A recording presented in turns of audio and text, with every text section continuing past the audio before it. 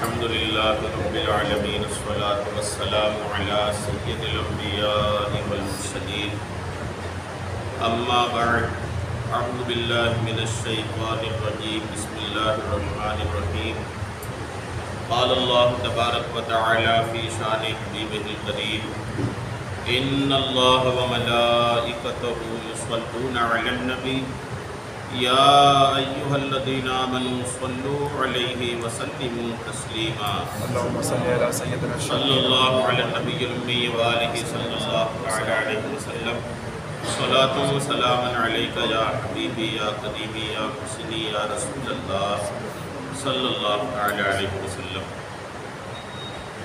باب اذا ارز الذمی وغیرہ بسبب النبی صلی اللہ تعالی علیہ وسلم ولم يصرح نحو قوله السلام علیک حدثنا محمد بن مقاتل ابو الحسن قال اخبرنا عبداللہ قال اخبرنا شعبہ عن ہشام بن زید بن انس بن مالک قال سمعت انس بن مالک یقول مر یہودی برسول اللہ صلی اللہ تعالی علیہ وسلم فقال السلام علیک فقال رسول اللہ صلی اللہ تعالی علیہ وسلم وعلیک فقال رسول اللہ صلی اللہ تعالی علیہ وسلم اتدرون ما یقول قال السلام علیک قالوا یا رسول اللہ الا نقتلہ قال لا اذا سلم علیکم اہل الکتاب فقولوا وعلیکم۔ اللہ تبارک و تعالیٰ کا لاکھ لاکھ شکر احسان ہے کہ رب کی دی ہوئی توفیق سے ہم اور آپ قرآن پاک کے بعد سب سے معتبر کتاب بخاری شریف کے درس میں حاضر ہیں۔ اللہ کریم آقا کریم علیہ السلام کی حدیثیں سننے سے زیادہ عمل کی توفیق عطا فرمائے۔ آج کے درس میں جو پہلا باب ہے امام بخاری رحمۃ اللہ علیہ نے باب کا نام رکھا اذا ارز الذمی وغیرہ بسب النبی صلی اللہ تعالی علیہ وسلم ولم یصرح نحو قولہ السلام علیک۔ کوئی ذمی، کوئی غیر مسلم حضور علیہ السلام کو برا بھلا کہے اور صراحت کے ساتھ نہ کہے، صراحت مطلب ایک دم واضح کلیئر برا بھلا نہ کہے بلکہ اشارے کی الفاظ سے حضور علیہ السلام کو برا بھلا کہے، اس تعلق سے جیسے کہا السلام علیکہ، سلام جو کرتے ہیں نا، سلام میں اگر آپ السلام علیکم بولتے ہیں تو یہ مطلب ہوتا ہے کہ آپ پر سلامتی ہو، اور اگر آپ نے بولا السلام علیکم، لام غائب کر دیا تو مطلب ہوتا ہے آپ پر موت ہو۔ السلام علیکم لام کے ساتھ آپ پر سلامتی ہو، اور السلام علیکم بنا لام کے مطلب آپ پر موت ہو۔ تو اگر کوئی حضور علیہ السلام کو کلیئر طور پر برا بھلا نہیں کہا، اشارے سے کہا، اس پر امام بخاری نے باب بنایا اور مثال دیا کہ جیسے کسی نے حضور کو کہا السلام علیکہ یعنی آپ پر موت ہو۔ اس پر امام بخاری نے جو حدیث لایا، پہلی حدیث پاک سنی، انس ابن مالک اس حدیث کے راوی کہتے ہیں کہ ایک یہودی ہمارے آقا کریم علیہ السلام کے پاس سے گزرے اور اس یہودی نے کہا السلام علیکہ، یہودی تو دشمن رسول ہی ہیں، تو انہوں نے پورا سلام نہیں کیا حضور علیہ السلام کو، کہا السلام علیکہ، فقال رسول اللہ صلی اللہ تعالی علیہ وسلم، تو حضور نے فرمایا وعلیک، تم پر بھی ہو۔ یعنی ایک ایسا جملہ آقا کریم علیہ السلام کا یہاں پر بھی کہ ایک ہی بار میں ان کے پورے قول، انہوں نے جو پیش کیا آقا نے فرمایا وہی تم پر ہو، یعنی واپس وہ تمہارے اوپر ہو۔ تو آقا نے تو وعلیک فرما دیا۔ فقال رسول اللہ صلی اللہ تعالی علیہ وسلم، صحابہ جو بیٹھے تھے ان سے آقا نے فرمایا اتدرون، آقا فرماتے ہیں کہ اتدرون ما یقول، آقا نے صحابہ سے فرمایا کیا تم لوگوں کو پتہ چلا اس نے کیا کہا؟ صحابہ نے کہا یا رسول اللہ ہم نے توجہ نہیں دی۔ تو آقا نے فرمایا انہوں نے کہا السلام علیکہ، انہوں نے مجھے یہ کہا السلام علیکہ یعنی آپ پر موت ہو۔ قالوا یا رسول اللہ الا نقتلہ، صحابہ جو بیٹھے تھے انہوں نے کہا یا رسول اللہ کیا ہم انہیں قتل نہ کر دیں؟ ان کی ایسی جرأت کہ آپ کو السلام علیکہ کہا، آپ کی موت کی بات کر رہا ہے، کیا ہم انہیں قتل نہ کر دیں؟ تو آقا کریم علیہ السلام کا جواب سنیے، آقا فرماتے لا، قتل نہیں کرو۔ اذا سلم علیکم اہل الکتاب، اگر اہل کتاب تمہیں سلام کرے فقولوا وعلیکم، تو انہیں تم وعلیکم بس کہہ دو۔ اہل کتاب مطلب غیر مسلم، اگر یہ آپ کو سلام کہتے ہیں تو آپ کو رپلائی میں جواب میں مکمل وعلیکم السلام یہ نہ کہیں، صرف وعلیکم اتنا آقا کریم علیہ السلام نے فرمایا کہ وعلیکم بس کہہ دیں کہ جو تم نے مجھے دیا وہی ہم آپ کو واپس کر رہے ہیں، اپنی طرف سے کوئی سلامتی کی دعا نہیں دے رہے ہیں۔ ایک حدیث تو یہ اس باب پر امام بخاری نے 3 حدیث لائی، تینوں حدیث پہلے سن لیتے ہیں، اس کے بعد انشاءاللہ اس پر کچھ باتیں سنیں گے۔ دوسری حدیث پاک حضرت سیدہ عائشہ صدیقہ رضی اللہ تعالی عنہا سے روایت ہے۔ سیدہ عائشہ کہتی ہیں کہ استاذن رہط من الیہود علی النبی علیہ السلام، یہودیوں کی ایک جماعت حضور کے پاس آنے کی اجازت طلب کیا، ایک جماعت یہودیوں کے کچھ لوگ حضور کے پاس آنے کی اجازت مانگا، آقا نے اجازت دیا۔ جب وہ حضور کی بارگاہ میں داخل ہوئے فقالوا السلام علیکم، تو وہ یہودیوں کی پوری جماعت نے حضور کو کہا السلام علیکم، انہوں نے بھی السلام علیکم نہیں کہا، السلام علیکم کہا۔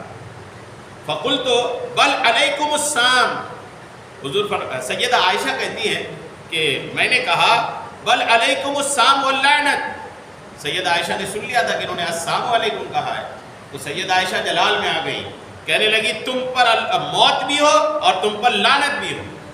سیدہ عائشہ رضی اللہ تعالیٰ عنہ جلال میں آ کے کہی کہ بل علیکم السلام واللعنت، تم پر موت بھی ہو اور لعنت بھی ہو۔ فقال، تو حضور نے فرمایا یا عائشہ ان اللہ رفیق یحب الرفق فی الامر کلہ، کیا کمال کی تربیت حضور کی دیکھیے۔ حضور نے جب دیکھا کہ عائشہ جلال میں آ گئی ہے، عائشہ نے رپلائی ایسا کری کہ تم پر موت بھی ہو لعنت بھی ہو، یعنی ایک بات اور بڑھا بھی دی، انہوں نے تو سام بس کہا، سیدہ عائشہ نے اس پر ایک اور جوڑ دیا لعنت بھی ہو تم پر۔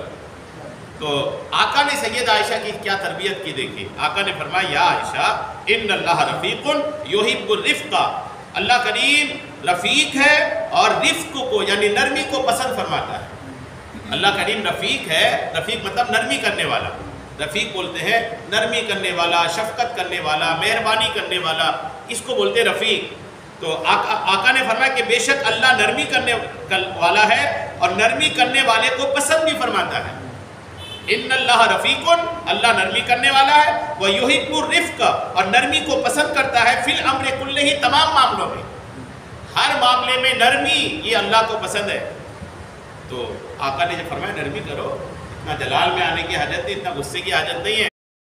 قال قلت وعلیکم، حضور نے فرمایا میں نے سنا بھی اور میں نے وعلیکم بھی کہہ دیا، تو بات برابر ہو گئی۔ انہوں نے مجھے السلام علیکم کہا، میں نے وعلیکم کہہ دیا، انہوں نے جو مجھے کہا تھا میں نے وہی چیز ان کو پلٹا دی، بات برابر ہو گئی۔ اب اس میں سختی نہیں کرو۔ سیدہ عائشہ کو آقا نے یہ تربیت دیا ہے، یہ تربیت جو ہے نا یہ بہت سبق ہے ہمارے لیے۔ ہمارا بچہ اگر کہیں سے مار کھا کے آتا ہے تو ہم بولتے ہیں تو بیوقوف ہے، مار کھا کے آیا، مار کے آنا تھا۔ یہ لوگ ماں باپ ایسی تربیت دیتے ہیں آج کل، اگر کہیں سے پٹ کے آ گیا روتا ہوا آیا نا تو بولتے ہیں تو پٹ کے آ گیا، تو گھر میں کھاتا بس ہے، گھر میں بس دکھاتا ہے سارا طاقت، باہر کیا ہوتا ہے تم کو، یہ غلط بات ہے۔ ایسا بچہ جو ہے نا پھر وہ بڑھتا ہے جرم کی دنیا میں۔ ایک بہت مشہور واقعہ نہیں ہے کہ وہ ایک شخص کو پھانسی کے پھندے میں لے جایا جا رہا تھا، جب وہ پھندے کے قریب گیا تو جو اہلکار تھے، قانون کے لوگ تھے، انہوں نے پوچھا تمہاری آخری خواہش؟ انہوں نے کہا میری ماں سے ملنا چاہتا ہوں۔ ماں کو لائے گئے، جب ماں آئی نا تو یہ اپنی ماں پر حملہ کر دیا، جس کو پھانسی ہو رہی تھی اس نے اپنی ماں پہ حملہ کیا، مارنے لگا ماں کو۔ لوگوں نے الگ کیا، بولے پاگل ہو گیا ہے، موت کے منہ پہ کھڑا ہے، پھانسی پہ لٹکنے والا ہے، ماں سے معافی تلافی کے بجائے تو ماں کو مار رہا ہے۔ انہوں نے کہا آج جو میں پھانسی کے پھندے پر جا رہا نا اس کی وجہ میری ماں ہے۔ بولے بات سمجھ میں نہیں آئی۔ بولے جب میں بچہ تھا، چھوٹا سا تھا، تو میں اسکول سے کسی کی پینسل چرا کے لایا تھا، تو میری ماں نے اس وقت مجھے ڈانٹی نہیں تھی، میری پیٹھ تھپ تھپائی تھی، تو مجھے لگا یہ صحیح ہے۔ اسکول سے پینسل چرایا، کچھ بڑا ہوا تو اور چوٹ بنا، کچھ اور بڑا ہوا تو اور چوٹ بنا، اور پھر ڈاکہ زنی سب کچھ کیا، اور آج نتیجہ یہ ہے کہ میں پھانسی کے پھندے پہ جا رہا ہوں۔ شروعات میری ماں کی وہ تھپ تھپی تھی، تو غلطی نہیں کری، تو میں سوچا آج انہی کو میں کام تمام کر دوں۔ یہ جو نا بچے جو ہوتے ہیں نا خالی دماغ، شروع سے ہی ان کے دماغ میں ڈالیں کہ کیا صحیح ہے کیا غلط ہے۔ اچھی تربیت اولاد کو بعد میں اس کا پھل اور اس کا نتیجہ سمجھ میں آتا ہے، بچپن سے ہی اچھی باتیں دماغ میں ڈالنی چاہیے۔ آقا کی تربیت دیکھیے، سیدہ عائشہ تھی، آقا نے فرمایا خبردار تو اپنی طرف سے سختی کیا تم نے۔ آقا نے فرمایا اللہ نرمی کرنے والا ہے اور نرمی کو پسند فرماتا ہے تمام چیزوں میں۔ اس پر تیسری حدیث اس باب کی دیکھیے، یہ حدیث پاک حضرت ابن عمر سے مروی ہے کہ کہتے ہیں کہ قال رسول اللہ ان الیہود اذا سلم علی احدکم انما یقولون سلام علیکم فقل علیہ. حضور فرماتے ہیں کہ یہودی اگر تمہیں سلام کہیں تو وہ تمہیں کہتے ہیں سلام علیکم، تو تم بھی انہیں کہہ دو علیک، تم پر بھی ہو. یعنی مکمل طور پر حضور علیہ السلام نے علیکم السلام یا علیکم السلام یہ نہیں فرمایا، صرف علیک کہہ دو، والیک کہہ دو، انہیں والیک کہہ دو، اتنا کافی ہے. یہ 3 حدیث پاک امام بخاری رحمۃ اللہ تعالیٰ نے اس باب میں بیان فرمایا ہے. یہ تینوں حدیث پاک جو ہے نا نرمی سکھاتی ہے اپنی طرف سے. آج کل ہمارے جو قوم کے نوجوان ہیں نا، یہ کس ایکشن میں کیسا ری ایکشن کرنا چاہیے یہ قوم کے نوجوان کو نہیں آتا، اور ری ایکشن یہ غلط کرتے ہیں، اور پھر اس کا خمیازہ قوم بھی، سماج بھی، محلہ بھی، خاندان بھی سب کو جھیلنا پڑتا ہے. تو نوجوانوں کو یہ عقل ہونی چاہیے کہ ہمیں کہاں پر کیسی ری ایکشن کرنی ہے. اور کئی بار برداشت کر لینا یہ خود کے لیے بھی اچھا رہتا ہے، قوم سماج سب کے لیے اچھا رہتا ہے. تھوڑی سی برداشت کی گھونٹ اگر پی لیں اور بات کے لیے اچھا ہو جائے تو الحمدللہ. نہیں، لیکن آج کی جو ہماری جنریشن ہے نا یہ نہیں سمجھتی بات. ان کو تو بس اسپورٹ میں ری ایکشن دکھانا ہے، اسی میں ان کو مزہ آتا ہے. اور پھر اس ری ایکشن کا نتیجہ کیا ہوتا ہے، ماں باپ کتنے پریشان ہوتے ہیں، قوم سماج کتنا بدنام ہوتا ہے، یہ پھر بعد میں سمجھ میں آتا ہے. لیکن یہ کہ اسلام جو ہے نا وہ نرمی سکھاتا ہے. اسلام کہتا ہے آپ نرمی دکھاؤ، نرمی دکھاؤ، نرمی دکھاؤ. نرمی دکھانے میں فائدہ ہے، بات کا الحمدللہ فائدہ ہوتا ہے. حضور علیہ السلام نے کیا نرمی نہیں دکھایا؟ حضور کی حیات کو، سیرت کو پڑھیں. صحابہ نے مارا، کتے پیچھے لگائے، آوارہ لڑکے پیچھے لگائے، اتنا مارے کہ آپ کے نالے پاک خون سے بھر گیا. آپ سجدے میں جاتے تھے، ایک بار ابو جہل نے سجدے میں جا آقا کریم علیہ السلام گئے تو ابو جہل نے آنترے لا کر جانور کے جو جس کو آپ لوگ وہ جو گندگی رہتی ہے جس کے اندر پچونی آپ لوگ جس کو کہتے ہیں، وہ آقا کے سجدے میں جا کے آقا سجدے میں تو آقا کی پیٹھ میں ڈال دیا. کیا پریشان نہیں کیا کفار و مشرکین نے. لیکن آقا کریم علیہ السلام ہر معاملے میں نرمی میں رہے. آقا نے ہر معاملے میں نرمی دکھا، بالکل نرمی نرمی نرمی مطلب نرمی. اور نرمی میں الحمدللہ دیکھیں کہ کیا کمال کا کام ہوا کہ جنہوں نے آقا کے دشمن بنے تھے وہی آقا کے محافظ بن گئے. جو اسلام کو مٹانے پہ لگے تھے انہوں نے اسلام کو پوری دنیا میں پھیلا دیا. تو نرمی بہرحال بہت پیاری چیز ہے. نرمی کے دیکھیے آقا کریم علیہ السلام تو نرمی کرتے ہی تھے. صحابہ کرام، آقا کے بعد کے اولیاء کرام، وہ کتنی نرمی اختیار کیا. دیکھیے ایک مرتبہ حضرت سیدنا ابراہیم بن ادہم رحمۃ اللہ علیہ کسی جنگل کی طرف تشریف لے گئے تھے. بہت بڑے اللہ کے ولی ہیں. کسی جنگل کی طرف تشریف لے گئے تو ایک سپاہی ملا، جنگل میں ایک سپاہی ملا. اس نے کہا تم غلام ہو؟ فرمایا ہاں میں غلام ہوں. تو اس نے پھر سپاہی نے کہا بستی کس طرف ہے، آبادی کس طرف ہے؟ تو ابراہیم بن ادم رحمۃ اللہ علیہ نے فرمایا، انہیں قبرستان کی طرف اشارہ فرما دیا، جاؤ اس طرف بستی ہے. سپاہی نے کہا میں بستی کے بارے میں پوچھ رہا ہوں. فرمایا وہ تو قبرستانی ہے. تم بستی پوچھ رہے ہو نا، وہ تو قبرستانی ہے. یہ سن کر وہ سپاہی کو غصہ آ گیا. اس نے کوڑا ابراہیم بن ادم کے سر پہ مارا اور زخمی کر کے حضرت ابراہیم بن ادم کو شہر کی طرف لے گیا، زخمی کیا. اور کتابوں میں لکھا ہے کہ وہ اپنے گھوڑے کے پیچھے باندھ کر گھسیٹتا ہوا شہر کی طرف لے گیا. آپ کے ساتھیوں نے دیکھ کر پوچھا یہ کیا ہوا؟ سپاہی نے سارا ماجرا بیان کر دیا. انہوں نے سپاہی کو بتایا یہ تو زمانے کے ولی حضرت ابراہیم بن ادم ہے. جب وہ گھسیٹتا ہوا شہر میں لے گیا نا تو اس سپاہی کے دوستوں نے کہا تم نے کس کو لایا ہے؟ بولے یار یہ عجیب آدمی ہے، میں ان کو بستی پوچھ رہا تھا، یہ قبرستان بتا رہا ہے، تو میں نے اس کو مارا اور گھسیٹ کر لے آیا ہوں. تو ان کے دوستوں نے ان کو اٹھایا تو دیکھا یہ ابراہیم بن ادم ہے. دوستوں نے کہا تم پاگل ہو گیا، کس کو گھسیٹ کر لایا ہے؟ یہ زمانے کے ولی حضرت ابراہیم بن ادم ہے. اب یہ سارا کچھ اس ولی کے ساتھ ہوتا رہا، وہ خاموشی سے برداشت کرتے رہے.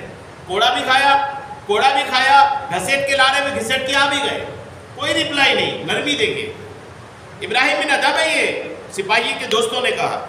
اب یہ جب سنا وہ سپاہی نا تو گھوڑے سے جلدی سے اترا. نام وہ بھی جانتا تھا، چہرہ سے پہچانتا نہیں تھا، نام جانتا تھا کہ ابراہیم بن ادم کوئی ولی ہے. وہ گھوڑے سے جلدی سے اترا اور حضرت ابراہیم بن ادم کے ہاتھ پاؤں چومنے لگا اور معافی مانگنے لگی، حضور معاف کر دیجیے میں آپ کو پہچان نہیں پا رہا تھا. حضرت ابراہیم بن ادم سے پوچھا گیا آپ سے جب پوچھا گیا کہ آپ غلام ہیں تو آپ نے کیوں کہا غلام ہے؟ فرمایا کہ اس سپاہی نے مجھ سے یہ نہیں پوچھا کہ تم کس کے غلام ہو، مجھ سے بس یہ پوچھا کہ غلام ہو، کس کے غلام ہو یہ نہیں پوچھا، غلام بس پوچھا. تو میں نے کہہ دیا بالکل میں غلام ہوں. لیکن کسی اور کا نہیں، رب تعالیٰ کا غلام ہوں۔ پہلا جواب یہ۔ اور پھر اس نے کہا کہ جب آپ کے سر پہ مارا تو میں نے اللہ سے اس کے لیے جنت کا سوال کیا۔ جب انہوں نے سر پہ مارا تھا نا تو ابراہیم بن ادم نے ان کے لیے دعا کیا تھا، جس نے مارا انہی کے لیے دعا۔ تو انہوں نے پوچھا کہ میں نے آپ کے سر پہ مارا تھا تو آپ نے دعا دی؟ تو عرض کی گئی اس نے آپ پر ظلم ہی کیا تو آپ نے اس کے لیے دعا کیوں مانگی؟ تو فرمایا مجھے یہ معلوم تھا کہ مجھے تکلیف برداشت کرنے پر ثواب ملے گا، اس نے مجھے مارا، مجھے تکلیف ہوئی اور میں نے تکلیف پر صبر کیا، اور جب تکلیف پر صبر کیا تو صبر کا بدلہ جنت ہے۔ تو جب اس نے مجھے جنت دینے کا موقع دیا تو میں اس کے لیے بھی جنت کی دعا کر دیا۔ یہ مجھے مارتا نہیں، مجھے تکلیف ہوتی نہیں، میں برداشت کرتا نہیں، صبر کرنے کا موقع نہیں ملتا، تو صبر کرنے کا موقع اس کے مارنے کی وجہ سے نہ ملا ہے۔ کسے لوگ تھے بتائیے؟ یعنی نرمی دیکھیں، نرمی کی ایک حد تو ہوتی ہے، وہاں سے بھی الحمدللہ اوپر ہے۔ فرمایا کہ یہ مناسب جا کہ مجھے تو اجر ملے اور یہ عذاب میں گرفتار ہو جائے۔ پھر پوچھا کہ آپ کو بستی پوچھ رہے تھے تو آپ قبرستان کیوں بتا رہے تھے؟ انہوں نے کہا یہاں جو ایک بار گیا تو واپس نہیں آیا، یہ تو اصل آبادی ہے۔ فرمایا تمہارے گھر میں کون ہے ابھی؟ بولے میں ہوں۔ پہلے کون تھا؟ بولے دادا تھے۔ اس سے پہلے والد تھے۔ اس سے پہلے کون تھے؟ بولے دادا تھے۔ اس سے پہلے کون تھے؟ بولے پردادا تھے۔ بولے گھر ہے کہ کرایہ دار ہے؟ فرمایا تو گھر میں رہتا ہے کہ کرایہ میں رہتا ہے؟ بولے میرا ہی گھر ہے۔ بولے وہ کون سا گھر؟ کسی میں اب کوئی اور ہے، اب تمہارے بعد کون رہے گا؟ بولے میرے بعد میرے بچے رہیں گے۔ بولے یہ کون سی آبادی ہوئی؟ کوئی رہتا ہی نہیں ہے۔ تو بولے قبرستان جاؤ، ایک بار جو ایک قبر میں چلا گیا تو قیامت تک وہی رہے۔ بولے آبادی تو وہی ہے۔ ایسے لوگ تھے بتائیے، یعنی عقل کتنی تیز، دماغ کتنا تیز، ولایت کتنے اونچے مرتبے کی، لیکن نرمی کتنا ہے۔ آج کے نوجوانوں کو کوئی کچھ بول دے بس، تو وہ تو آج کل ایک چل گیا کہ وہ اینٹ کا جواب بولے پتھر سے نہیں دیں گے، تب تک مزہ کیسے آئے۔ سیدنا ابو عثمان ہیری رحمۃ اللہ تعالی علیہ کو ایک دعوت میں بلایا گیا۔ نرمی دیکھیے، بزرگ ہیں ابو عثمان ہیری، بہت بڑے بزرگ ہیں۔ ایک دعوت میں بلایا گیا، میزبان جو تھا نا وہ آپ کے حسن اخلاق کا امتحان لینا چاہ رہا تھا کہ دیکھیں یہ بزرگ کیسا ہے۔ جب وہ بزرگ رحمۃ اللہ علیہ میزبان کے گھر دعوت کے لیے پہنچ گئے تو اس نے آپ سے کہا مجھ سے دعوت کا انتظام نہیں ہو سکا، آپ واپس چلے جائیے۔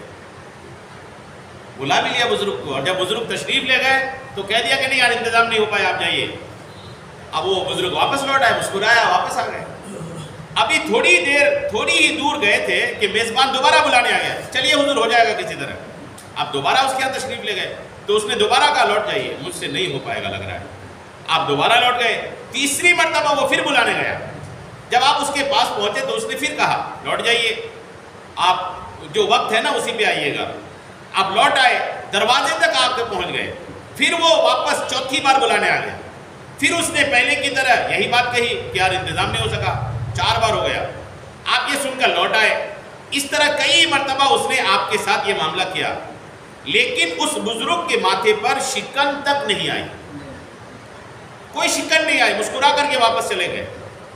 یہ دیکھ کر میزبان جو نا چوتھی مرتبہ جب ہوا نا تو میزبان ان کے قدموں پہ گر گیا، قدموں پہ گر گیا اس بزرگ کے، اور قدموں پہ گر پڑا، کہنے لگا میں تو بس آپ کا امتحان لینا چاہ رہا تھا کہ آپ کے اخلاق کس قدر بلند ہیں۔ یہ سن کر اب یہ کہ جب تعریف ہوئی نا سامنے تو عثمان ہیری کا جواب سنیں۔ سیدنا ابو عثمان ہیری فرماتے ہیں کہ یہ تو کتے کی عادت کی کہ جب اسے بلایا جائے تو آ جاتا ہے، جب دھتکارا جائے تو چلا جاتا ہے، یہ کون سی خوبی ہے؟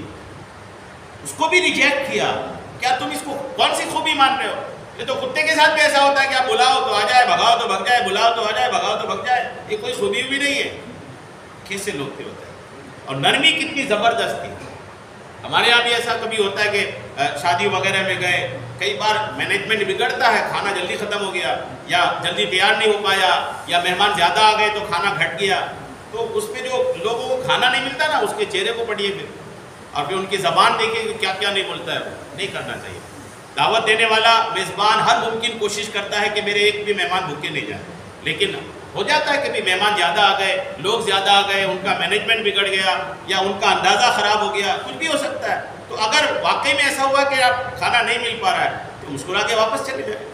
جیسے لوگ تو لفافے سے کچھ پیسہ بھی کم کر دیتے ہوں گے، یار وہ کھانا ہی نہیں ملا تو لفافہ دینا تو ہے لیکن کچھ نکال کر کے تھوڑا کم دیتے، کھانا ہی نہیں ملا یا پھر کھانا اچھا نہیں ملا تو بھی شاید ایسا کرتے ہوں گے، کیونکہ اب ساری رشتہ داری نا یہ ڈیپینڈ ہو گئی ہے اس پر کہ یار میری آؤ بھگت کتنی ہوئی، مجھے پوچھا کہ نہیں پوچھا۔ غلط بات ہے. اسلام یہ نہیں سکھاتا. اسلام دیکھیے یہ ہے اسلام جو کتابوں میں اسلام ہے نا، یہ ہے اسلام الحمدللہ. وہ میں نے سنایا تھا آپ کو، بہت بڑے مفکر، غیر مسلم مفکر تھے، انہوں نے اسلام پر بہت کچھ لکھا. کسی نے ان سے پوچھا کیا تم اتنا اسلام پر لکھتے ہو، اسلام کو قریب سے جانتے ہو، مسلمان کیوں نہیں ہو جاتے؟ تو انہوں نے کہا جب کتابوں میں اسلام دیکھتا ہوں تو لگتا ہے مسلمان ہو جاؤں، اور مسلمانوں کو دیکھتا ہوں تو سوچتا ہوں کہ نہیں یار ایسے ٹھیک. یہ ہو گیا ہے معاملہ. کتابوں میں جو اسلام ہے اس اسلام کو اپنے اندر لے آئیں گے نا تو اسلام خود ہی پھیلنے لگے. ویسے بھی پھیل رہا ہے، یہ خدا کا دین ہے، ہم آپ پھیلا نہ پھیلا خدا پھیلاتا ہے، لیکن یہ کہ اس پھیلانے میں ہمارا بھی حصہ ہو نا. رب تو پھیلائے گا، اس دین کو غالب آنا ہی ہے. اس دین کو کوئی مغلوب نہیں کر سکتا، اس دین کو کوئی دبا نہیں سکتا. یہ خدا کا دین ہے، پوری دنیا اس کے پیچھے لگی ہوئی ہے نا. پھر بھی ریکارڈ یہی ہے کہ لاکھوں لوگ سالوں میں مسلمان ہو، لاکھوں لوگ مسلمان ہو. جی الحمدللہ لاکھوں مسلمان ہو رہے ہیں. یہ دبنے والا دین نہیں ہے، لیکن اس کے پھیلنے میں ہمارا بھی حصہ ہو نا، تاکہ اس کا بدلہ ہمیں قیامت کو ملے. یہ حصہ کب ہوگا؟ جبکہ اصل اسلام جو کتابوں میں ہے وہ ہماری شخصیت میں آ جائے. اللہ کرم فرمائے. حضرت سیدنا عبداللہ خیاط رحمۃ اللہ تعالیٰ علیہ دکان پر بیٹھ کر کپڑے سلائی کرتے تھے. بہت بڑے بزرگ ہیں. ایک آگ کا پوجا کرنے والا آپ سے کپڑا سلواتا اور ہر بار کپڑے کی سلائی میں کھوٹا سکہ دے جاتا، جو سکہ چلن میں نہیں ہے وہ دے کے جاتا. آپ خاموشی سے رکھ لیتے اور کھوٹے سکوں کے متعلق کچھ بھی نہ کہتے اور واپس بھی نہیں لوٹاتے. کپڑا ان کو دے دیتے اور کھوٹا سکہ رکھ لیتے تھے. ایک دن آپ کسی کام سے کہیں چلے گئے، آپ کی غیر موجودگی میں وہ آگ کا پجاری آیا اور بزرگ کو نہیں پایا تو ان کے شاگرد کو کھوٹا سکہ دے کر اپنا کپڑا مانگا. شاگرد نے جب کھوٹا سکہ دیکھا تو لینے سے انکار کر دیا، بولے یہ کھوٹا سکہ ہے، نہیں ملے گا، آپ واپس تشریف لائے. تو شاگرد نے سارا ماجرا بیان کیا. بزرگ جب واپس دکان میں آیا تو شاگرد دیکھا وہ آگ کا پجاری آیا تھا، وہ تو کھوٹا سکہ دے کر کپڑا مانگ رہا تھا. یہ سن کر بزرگ نے فرمایا تم نے کیا کیا؟ انہوں نے کہا میں نے واپس کر دیا، کھوٹا سکہ تھوڑی لیتا. تو اپنے شاگرد کو اس بزرگ نے کہا تم نے اچھا نہیں کیا. یہ آگ کا پجاری کئی سال سے کھوٹے سکے ہی مجھے دیتا رہا اور میں رکھتا رہا. پوچھا کیوں رکھتے رہے؟ شاگرد نے پوچھا کیوں رکھتے رہے، کوئی کام کا تو ہے نہیں. تو بزرگ کا جواب سنیے. انہوں نے کہا میں اس لیے رکھ لیتا تھا کہ کہیں یہ کسی دوسرے مسلمان کو دھوکہ نہ دے. میں دھوکہ کھا لوں گا، کوئی دوسرا مسلمان ان کے دھوکے میں نہ آ جائے. دوسرے کو بچانے کے لیے میں خود بخود جان بوجھ کے دھوکہ کھا رہا. کیسے لوگ تھے بتائیے. حضرت سیدنا اویس کرنی، کتنے بڑے بزرگ ہیں نا، اویس کرنی رحمۃ اللہ تعالیٰ. اویس کرنی کو یہ مجذوب ولی تھے. اویس کرنی بہت مشہور ولی ہے، مجذوب تھے. بچے ان کو پتھر مارتے تھے. آقا کریم علیہ السلام کا جب وصال ہو رہا تھا نا تو آقا کریم علیہ السلام نے حضرت علی، حضرت عمر ابن خطاب کو کہا تھا کہ کرن جانا، اویس سے ملاقات کرنا اور ان سے کہنا کہ میری امت کی بخشش کے لیے دعا کریں گے. کیسے ولی تھے؟ حضور نے فرمایا تھا کہ ان سے کہنا میری امت کی بخشش کے لیے دعا کریں گے، ان کی شفاعت سے میری امت کے بہت سے لوگ بخشے جائیں گے. آقا کا وصال ہوا تو آقا کریم علیہ السلام نے اپنا جبہ بھی دیا تھا، فرمایا یہ جبہ بھی لے جا کے میری طرف سے تحفہ دینا. آقا کے وصال کے بعد جب آئے دونوں نا، حضرت علی حضرت عمر، کرن آئے. پوچھا اویس کہاں ہے؟ بولے کون اویس؟ بولے اویس کرنی. بولے وہ پاگل. لوگوں نے کہا وہ پاگل. بولے کون پاگل؟ بولے وہ تو یہاں کا پاگل ہے، بچے ان کو پتھر مارتے ہیں، دیوانہ ہے وہ تو. لوگوں نے کہا کہاں ہے بتاؤ؟ بولے جنگل میں ہے. جب یہ دونوں گئے تو پتہ چلا حضرت اویس کرنی رضی اللہ تعالیٰ عنہ الحمدللہ تشریف فرمائے، مصلی بچھائے اور آپ اللہ کی عبادت کر رہے ہیں، نماز پڑھ رہے ہیں. سلام پھیرنے تک دونوں بیٹھے رہے، حضرت علی بھی اور حضرت عمر ابن خطاب بھی. جب سلام پھیرا نا تو سلام جیسے پھیرا تو انہوں دونوں ملاقات کیے، اپنا بتایا کہ میں علی ہوں، انہوں نے کہا میں عمر ابن خطاب ہوں. حضور علیہ السلام کا جبہ پیش کیا اور پھر ان سے دعا کرایا حضور کی امت کے لیے.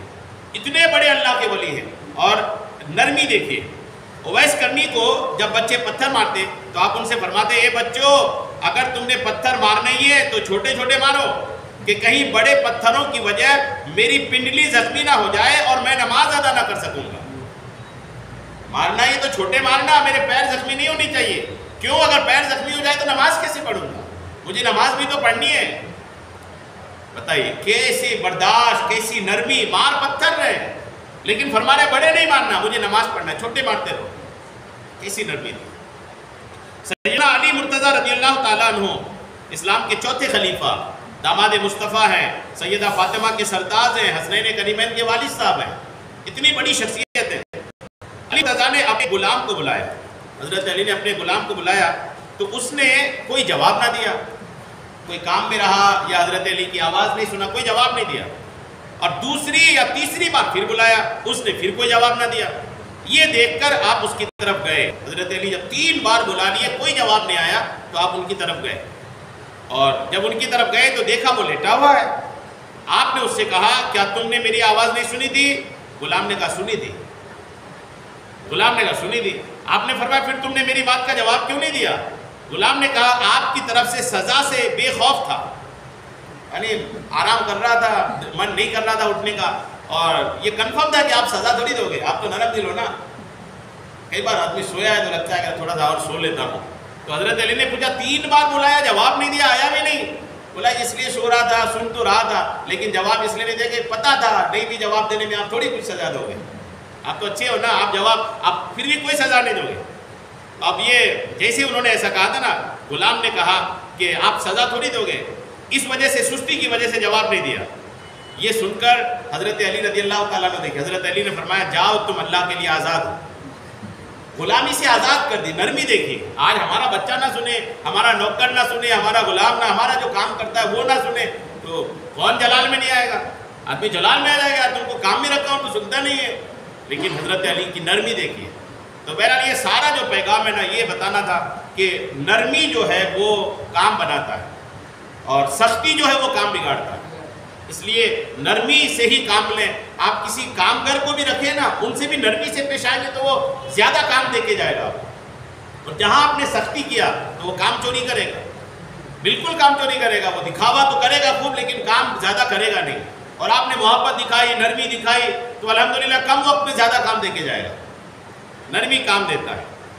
درود پاک پڑھی، اللہم صلی علی سیدنا شفیعنا حبیبنا مولانا محمد بارک وسلم، صلاۃ و سلام علیکہ یا حبیبی یا کریمی یا محسنی یا رسول اللہ صلی اللہ تعالی علیہ وسلم۔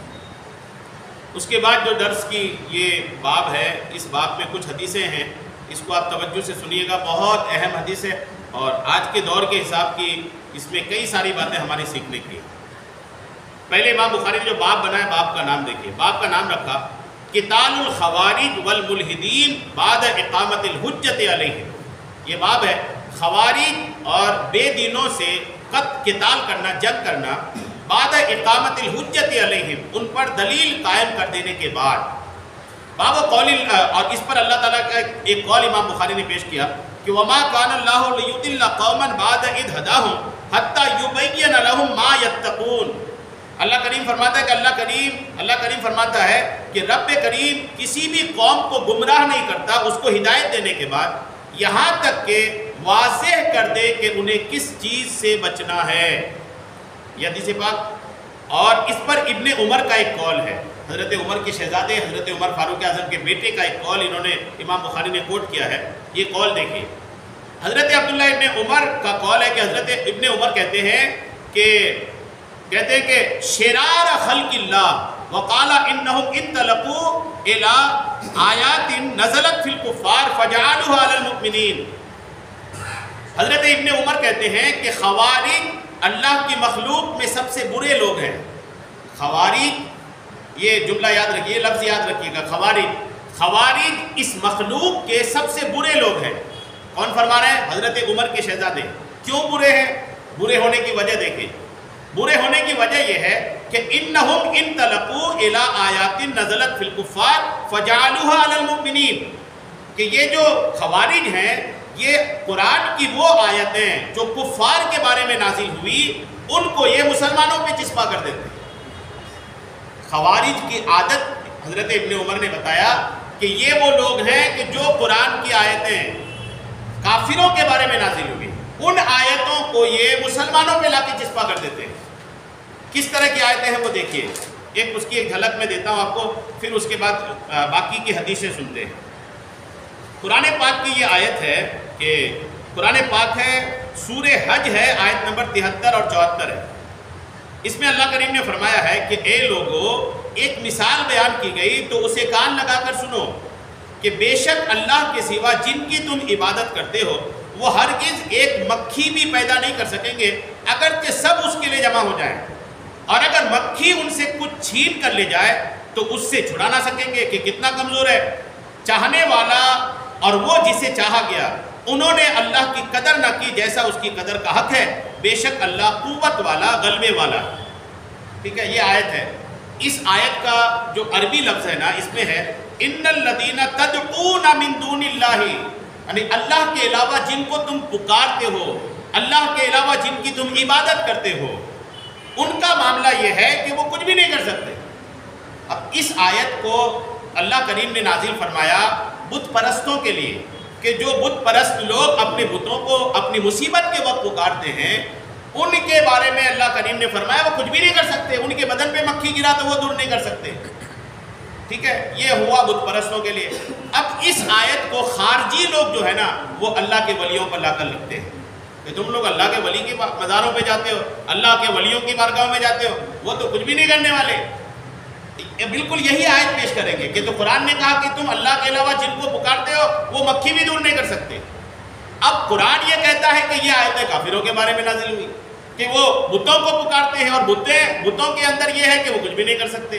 تو جو آیت جس کے بارے میں نازل ہوئی اس کو وہیں رکھنا پڑے گا۔ اگر آپ نے جگہ تبدیل کی تو خارجی ہیں یہ، اور خارجیوں کو حضرت علی نے ڈھونڈ ڈھونڈ کر قتل کیا تھا۔ خارجیوں کو حضرت علی نے ڈھونڈ ڈھونڈ کر قتل کر کے مارا تھا، اور حضور علیہ السلام نے کئی حدیثیں اس میں بیان کی ہیں۔ اور اچھا، اس طرح کی کوئی ایک آیت نہیں، اس طرح کی قرآن پاک میں بہت ساری آیتیں ہیں جس میں بتوں کو پکارنے کے تعلق سے اللہ نے فرمایا ہے کہ یہ کچھ بھی نہیں دے سکتے، کچھ بھی بگاڑ نہیں سکتے، کچھ بنا نہیں سکتے، کچھ مدد نہیں کر سکتے۔ اس طرح کی بہت ساری آیتیں ہیں، اور ساری آیتیں ہیں کس کے لیے؟ بتوں کے لیے۔ اور وہ بتوں کے وہ باتیں نا، یہ اللہ کے ولیوں پہ لا کے رکھ دیتے ہیں کہ تم اللہ کے ولیوں کی بارگاہ میں جاتے کیوں؟ یہ کچھ تھوڑی دینے والے۔ تو یہ کام کرنے والے اگر آپ کو کوئی مل جائے نا آج کل، تو سمجھ جائے کہ یہ خارجی لوگ ہیں، اور یہ خارجی ہیں، یہ ایسے لوگ ہیں جو گمراہ ہیں، اللہ کے رسول نے انہیں گمراہ فرمایا۔ ساری تفصیلات دیکھیں، میں انشاءاللہ اس پر جو حدیث ہے وہ سب پیش کرتا ہوں، اور ساری باتیں آپ پر بالکل کھل کر واضح ہو جائیں گی۔ حدیثیں ہی سن لیتے ہیں، تفصیل تو بہت ساری ہے۔ حدیثیں سیدھے سیدھے بخاری شریف کی حدیث سے سنتے ہیں۔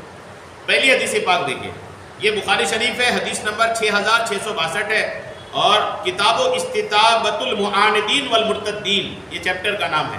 حدیث نمبر میں نے آپ کو پیش کر دیا، آپ حدیث سنیے۔ پہلے یہ یاد رکھیے گا کہ ابن عمر نے یہ فرما دیا ہے کہ خوارج وہ ہیں جو وہ آیتیں جو بتوں کے بارے میں آئی وہ مومنوں پر لا کر چسپا کرتے ہیں۔ ٹھیک، یہ ٹاپک تھا، اس ٹاپک پر امام بخاری نے حدیث لائی۔ حدیث دیکھیں، قال حدثنا سوید بن بخلا قال علی اذا حدثکم عن رسول اللہ حدیثا، حدثنا سوید بن غفلہ قال علی اذا حدثتکم عن رسول اللہ حدیثا۔ حضرت علی کہتے ہیں کہ اذا حدثتکم عن رسول اللہ، اگر میں کوئی حدیث رسول اللہ سے بیان کروں، فواللہ لأن آخر من السماء احب الی من ان اکذب علیہ۔ حضرت علی کہتے ہیں آسمان مجھ پر گر جائے یہ میرے لیے اچھا ہے اس کے مقابلے کہ میں حضور کے بارے میں کوئی جھوٹی بات بیان کروں۔ یعنی میں جھوٹی بات کبھی نہیں بیان کروں گا، آسمان گرا جائے تو گر جائے میرے اوپر، میں دب کے مر جاؤں، یہ قبول ہے، لیکن جھوٹی حدیث بیان کرنا قبول نہیں۔ اتنا بتا دیا، اس کے بعد حدیث بیان کرتے ہیں۔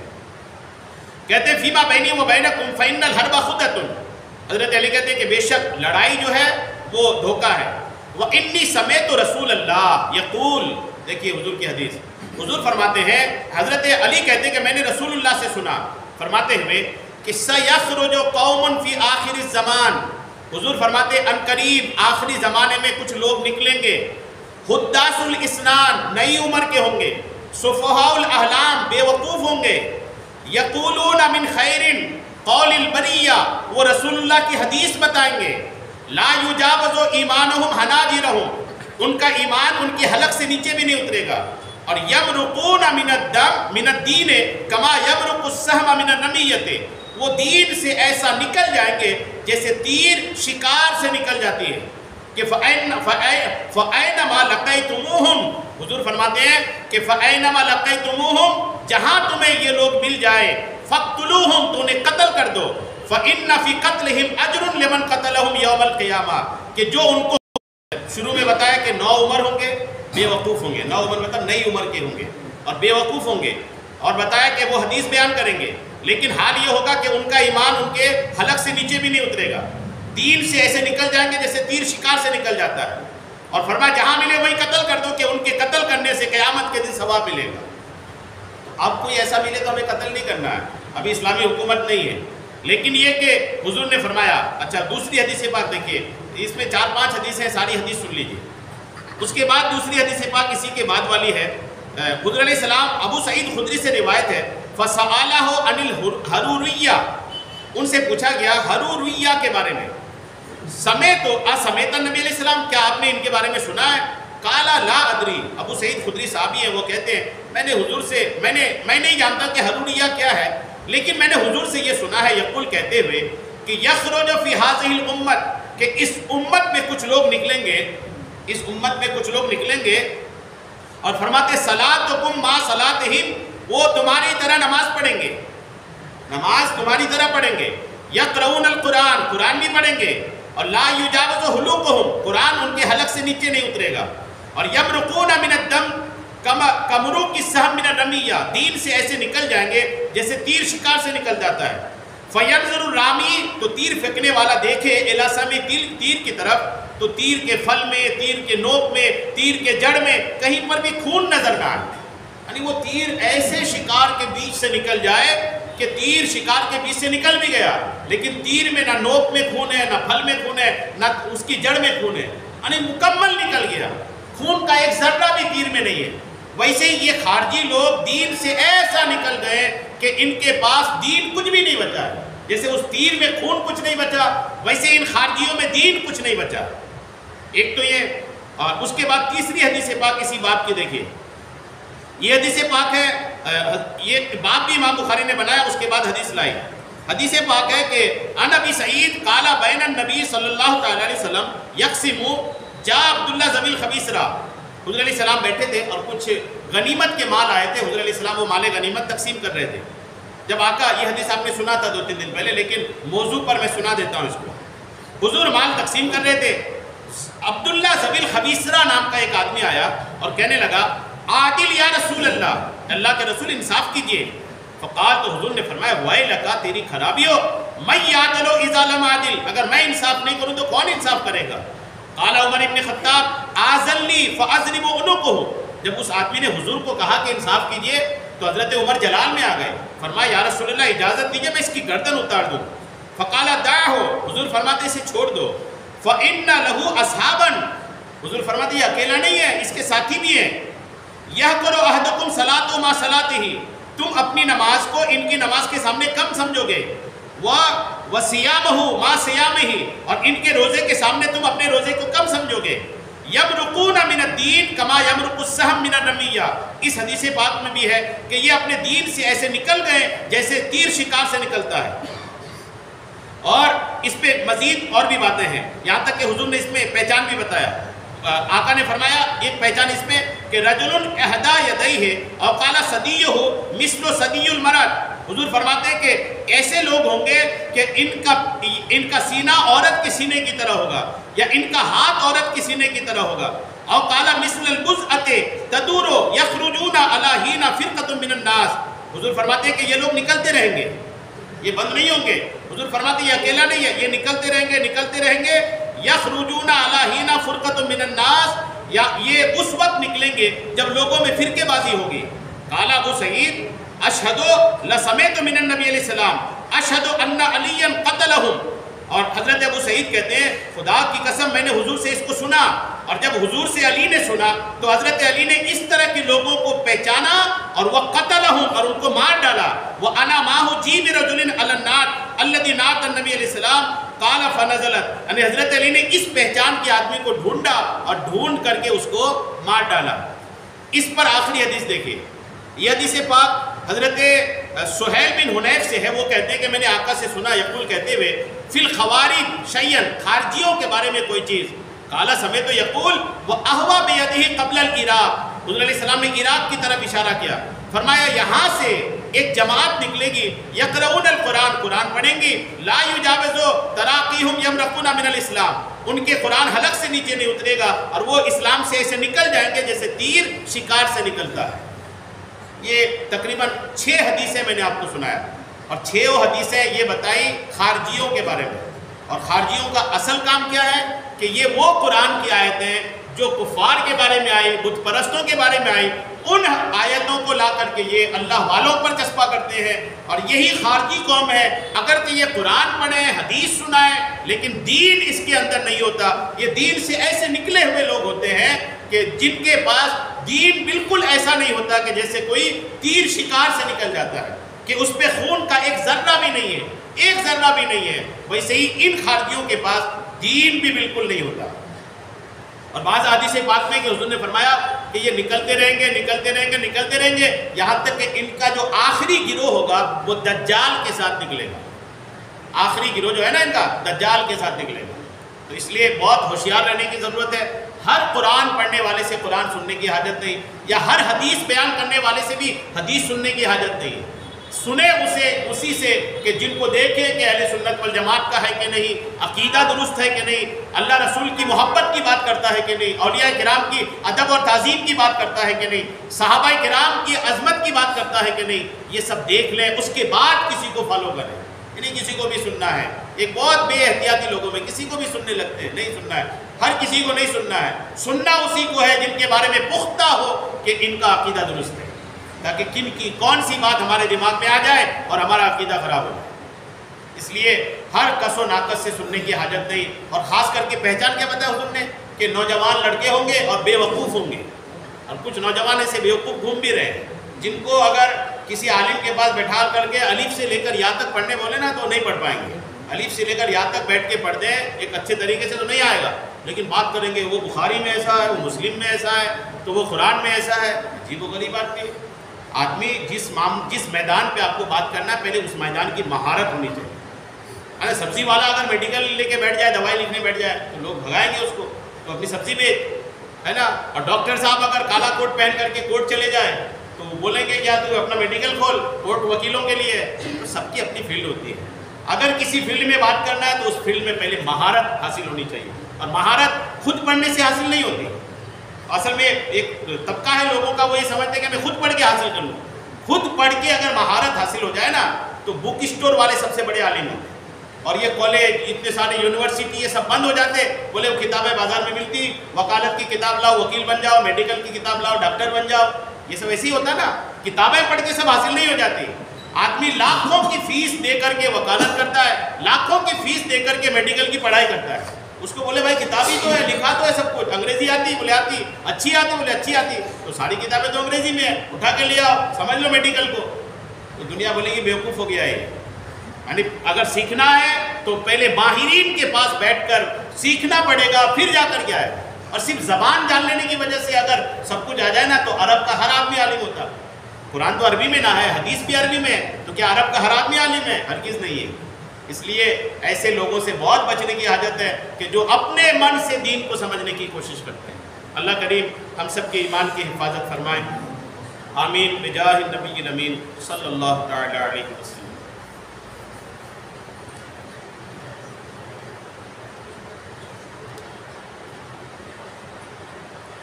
قال الله تبارك وتعالى في شان حبيبه الكريم إن الله وملائكته يصلون على النبي يا أيها الذين آمنوا صلوا عليه وسلموا تسليما